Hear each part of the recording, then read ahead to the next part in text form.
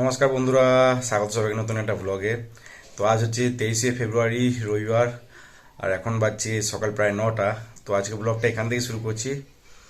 আর আজকে বেশ ভালোই ঘুম হয়েছে, কারণ কালকে রাত্রে ডিনার করে আসার পর শুয়েছিলাম, ভাবলাম একটু পর উঠে মশারিটা টাঙবো, তারপর ঘুমাবো। তো কখন ঘুম চলে এসছে নিজেই জানি না। তো যাই হোক, ঘুম ভাঙছে মাঝরাতে, প্রায় মাঝরাতে বলা ভুল, ভোরই বলা যেতে পারে, 3টের সময়। তো এত মশা কামড়েছে, তো যাই হোক, তারপর মশারিটা টাঙিয়ে তারপর ঘুমালাম। তো ঘুম ভাঙলো প্রায় 8টা 8:30 সময়, ঘুম থেকে উঠে শুয়েই আছি, এই জাস্ট উঠলাম। তো দেখি এবার ব্রাশ টাশ করে ফ্রেশ হয়ে কিছু খাবো। আর কাজ বলতে আজকে আছে নাইট ডিউটি আছে মেশিনে।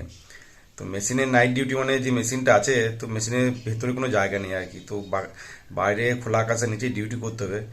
তো খোলা আকাশের নিচে ডিউটি করা তো সম্ভব নয়, কারণ এখানে এই শীতের সময়, তারপর আবার যদি বৃষ্টি হয়ে যায় সমস্যা।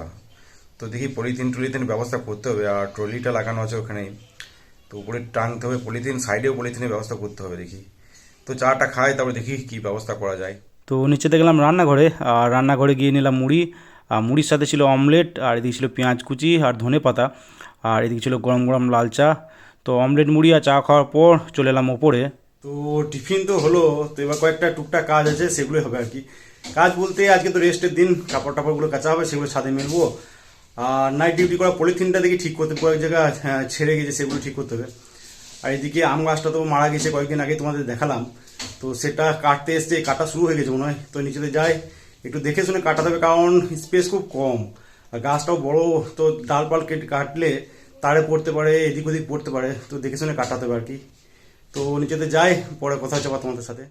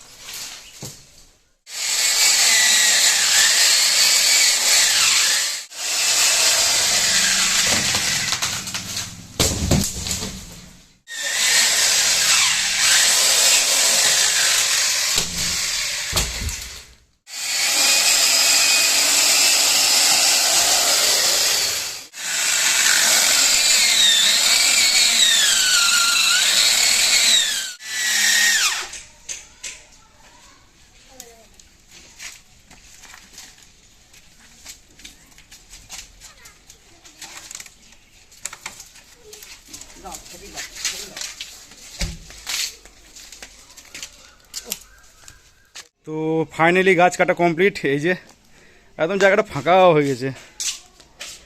তো এই তো অবস্থা। আর ডালপালা সব মোটামুটি এইদিকে রাখা হয়েছে, এই যে পাশেই।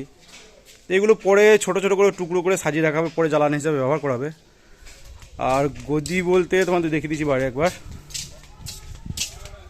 এই যে এইদিকে যে গদি, এই কয়েকটা আছে। আর মেন প্রবলেম হচ্ছে এই যে এখানে পোকা লেগেছে, দেখলে বোঝা যাবে। এই যে এই জায়গাটা পোকা লাগা আছে, এগুলোতেও সেম হাল। তো এই যে এই পলিথিন যেটা দেখছো, এটা নাইট ডিউটিতে বেশ ভালো কাজে লাগে, কারণ এটা একদম চারদিক ঘেরা মশারির মতো একটা জিনিস। আগে যখন নাইট পেট্রোলিং করেছি, পেট্রোলিং তো নয়, মেশিনে ডিউটি করেছি, তখন এটা টাঙিয়েই শুতাম। তো আগের একটা ভিডিওতে এরকম এটা আছে দেখানো। তো কিছু কিছু জায়গায় এটা আঠা আঠা ছেড়ে গেছে, আঠা ছাড়া বলতে সেলাইগুলো পুরো খুলে গেছে। তো সেগুলো থেকে দেখি আঠা লাগিয়ে দেবো, তার যাতে না ছাড়ে। তো সেটাই ব্যবস্থাই করতে হবে এবার। তো মেনলি এই অংশটা ছেড়ে গেছে অনেকটা, এই যে একদম সেলাইয়ের অংশের পুরোটাই ছেড়ে গেছে। তো এই অংশটা মোটামুটি লাগালে কাজ হয়ে যাবে মোটামুটি।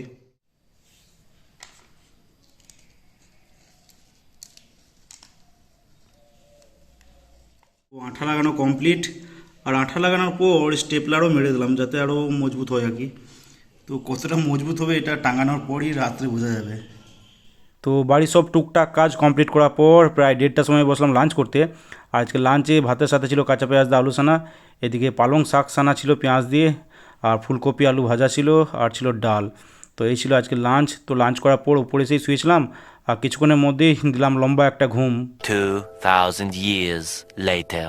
তো এখন বাজছে প্রায় 8:30, আর জাস্ট ঢুকলাম রেস্ট রুমে। তো সন্ধ্যাবেলায় ঘুম থেকে উঠে স্নান টান সেরে রেডি হয়ে বেরিয়ে পড়েছিলাম। তো মোটামুটি ওই 7টার মধ্যে বেরিয়ে পড়েছিলাম, কিন্তু বাসও আজকেও অনেক লেট ছিল। প্রায় 7:45টার সময় এলো বাস। তো জাস্ট রেস্টরুম ঢুকলাম, তো দেখি খিদেও পেয়েছে প্রচণ্ড, তো তাড়াতাড়ি খেয়ে নেবো ভাবছি। আর বাড়ি থেকে খাবার আনিনি, তো বাড়ি থেকে খাবারটা নিয়ে আসবো দেখি। তো যাই আগে খাবারটা নিয়ে আসি, খাওয়া দাওয়া করি, তারপর আবার পরে কথা হচ্ছে তোমাদের সাথে। তো আজ হচ্ছে রবিবার, আর রেড চিলিতে প্রত্যেক রবিবার বিরিয়ানি বানাই। তো ভাবলাম আজকে এখানে বিরিয়ানি ট্রাই করি, কারণ এর আগে এখানে কোনো দিন বিরিয়ানি খাইনি, তো ফার্স্ট টাইম ট্রাই করবো এখানে।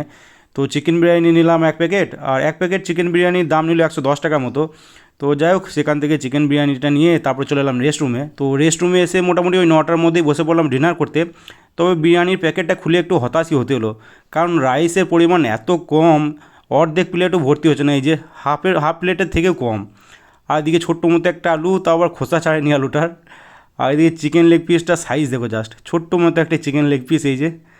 আর এদিকে ডিমটা মোটামুটি ঠিকঠাকই আছে। আর স্যালাড, কুচি কুচি স্যালাড, গোল গোল যে স্যালাড কাটবে বিরিয়ানির জন্য তা কিন্তু নয়, এই রোল বা চাউমিনে যেরকম স্যালাড দেয় কুচি কুচি স্যালাড। তো যাই হোক, হ্যাঁ, স্মেলটা তো ভালোই আসছে, এবার খেয়ে দেখি কীরকম লাগে। তো আজকে রাইসের পরিমাণ এতটাই কম ছিল যে ডিনার শুরু হতে হতেই ডিনার শেষ হয়ে গেলো আর কি। তো হাফ প্লেটে যতটা বিরিয়ানি থাকে তার থেকেও রাইসের পরিমাণ কম ছিল, এতটাই কম আর কি রাইস। আর এদিকে রাইস ঠান্ডা হয়ে গেছিলো বলতে নিয়ে আসার পর যে ওয়েট করেছি তা নয়, নিয়ে আসার পরে খেতে শুরু করেছি তখনই দেখছি ঠান্ডা, আর রাইস শক্তও ছিল, তো এরকম পরিস্থিতি। আর আলু যেটা ছিল, আলুর পরিমাণ ছোট, দেখতেই পেলে ছোট্ট মতো একটা আলু, আর ঠিকঠাক সেদ্ধ হয়নি, আর আলু ছালও ছেলা হয়নি। আর চিকেন বলতে চিকেন লেগ পিস দিয়েছিল একটা ছোট্ট মতো করে, ওটা সেই চিকেন কষার মতোই আর কি, বিরিয়ানিতে যেরকম চিকেন ইউজ হয় সেরকম নয় একদমই। আর ডিমটা মোটামুটি ঠিকঠাকই ছিল। আর স্যালাড যেটা দিয়েছিল সেটা ওই রোল, এগুলো, তারপর চাউমিন, এসব যেরকম স্যালাড ইউজ হয় কুচি কুচি করে, সেরকম স্যালাড আর কি, ওই গোল গোল করে কাটা এমন একদমই নয় যে বেকার স্যালাড যাকে বলে। তো মোটামুটি ওভারঅল একদম ফালতু বিরিয়ানি বলা যেতে পারে, আমার তো একদমই ভালো লাগলো না। মেন একটা জিনিস যেটা ভালো ছিল সেটা ফ্লেভারটা মোটামুটি ঠিকঠাকই ছিল, বাদ বাকি সব বেকার। আর দাম নিল 110 টাকা। অন্যান্য জায়গায় প্রচুর পরিমাণে বিরিয়ানি, ভালো বিরিয়ানি 100 টাকায় পাওয়া যাচ্ছে, আর সেই জায়গায় এখানে বিরিয়ানির দাম 100 টাকা, আর পরিমাণ হাফ প্লেটের থেকেও কম। তো যাই হোক, এটাই মনে হয় ফার্স্ট অ্যান্ড লাস্ট এক্সপিরিয়েন্স এখানে ওই রেড চিলিতে। অন্যান্য জিনিস মোটামুটি ঠিকঠাকই পাওয়া যায়, বিরিয়ানিটা কেন এত ফালতু করছে জানা নেই। তো যাই হোক, ডিনার তো কমপ্লিট, তো পেট ঠিকঠাক ভরলো না, রাত্রে খিদে পেয়ে যাবে নাকি সেটাই ভাবছি। তো যাই হোক, এবার শুয়ে পড়বো, কারণ মেশিন বেরিয়ে গেছে কাজে, মেশিন ফিরবে রাত্রে ফিরবে। তো মেশিন আসার পর তারপরে নাইট ডিউটিতে বেরোবো। তো মেশিনে আছে, ট্রলিম্যান আছে, ওরাই ফোন করে জানিয়ে দিবে মেশিন আসার পর। তো যাই, হ্যাঁ, শুয়ে পড়ি, একদম রাত্রে মেশিনে গিয়ে আবার কথা হচ্ছে তোমাদের সাথে। A few moments later. তো এখন বাজছে প্রায় 1টা, আর জাস্ট মেশিন ঢুকলো। তো মেশিন ঢুকেছে ঠিকই, কিন্তু একটা সমস্যা হয়ে গেলো, সেটা হচ্ছে এই মেশিনটা এই যে কোচ থেকে অনেকটা দূরে লাগিয়েছে। তো বলেছিলাম কাছে লাগালে কি সমস্যাটা হতো না, সেটা হচ্ছে মাঝে এই ট্রলিটা লাগিয়ে দিতাম এখানে, আর কোচ আর মেশিনে টান করে পলিথিনটা টেঙে দিতাম। কিন্তু ডিস্টেন্সটা যেহেতু অনেকটা বেশি, এই পলিথিনটা টাঙতে অসুবিধা হয়ে গেলো এই যে। তো কী আর করা যাবে, একদিকে এইদিকে মেশিনে বেঁধেছি, আর একদিকে রেলে টান করে বাঁধতে হয়েছে। তো খুব একটা ভালো ব্যবস্থা হয়নি এখানটা, তোমাদের দেখাচ্ছি জাস্ট এই যে। তো এখানটা এই যে নিচে যে ট্রলিটা আছে এই যে এখানে ভেতরে, তারপরে পলিথিনটা টেঙেছি উপরে মেশিনে বেঁধে আর রেলে বেঁধে, আর এইদিকে একটা কোনো রকম এই যে একটা ডান্ডা লাগিয়ে রেখেছি হাইটটা একটু বাড়ানোর জন্য। তো মশারি টাঙবো ভেবেছিলাম, তো মশারি তো এই হাইটে টাঙাও যাবে না। আর ভেতরে আছে যে বিছানা এই জায়গাটাতে। তো যাই হোক, এখন অতটা ক্লিয়ার বোঝা যাচ্ছে না, দিনের বেলাতে তোমাদের দেখাবো। আর আজকের রাতটা মনে হচ্ছে এভাবেই পার করতে হবে। তো যাই হোক, আজকের ব্লগটা এখানে এন্ড করছি। ভিডিও ভালো লেগে থাকলে লাইক অবশ্যই করে দিও, আর ইউটিউব থেকে দেখলে সাবস্ক্রাইব করে নিও, ফেসবুক থেকে দেখলে পেজটাকে ফলো করে নিও। তো আজকের মতো টাটা, বাই বাই, দেখা হচ্ছে আবার কালকে সকালে।